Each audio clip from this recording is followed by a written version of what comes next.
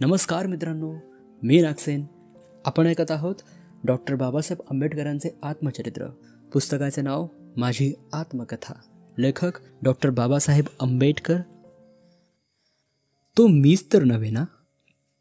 माझे आजोबा मोलाजीराव हे होते. त्यांचा एक धाकटा बंधू होता. तो 14-15 वर्षांचा असतानाच साधू लोकांच्या झुंडीबरोबर घरातून निघून गेला होता आणि नंतर जवळजवळ 24 वर्षांनी परत आला.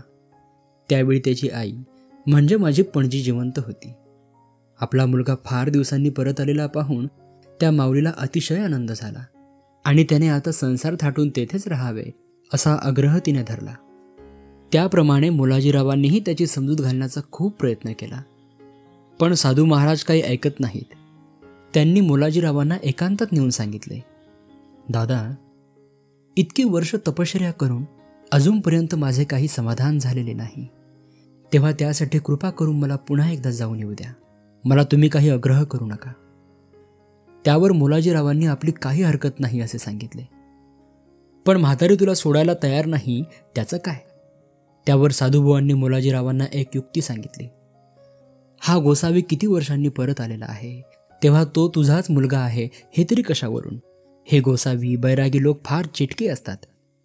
काहीतरी चिटूक करून हा गोसावी आपल्या घराला, इस्टेटीला काहीतरी धोका करणार नाही कशावरून?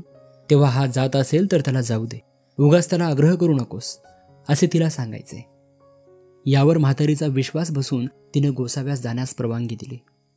त्यानंतर बरोबर 20 वर्षांनी तेच साधूबुवा पुन्हा घरी आले. पण त्यावेळी त्यांची मातुश्री दिवंगत झालेली होती आणि बुवाही बरेच म्हातारे झाले होते.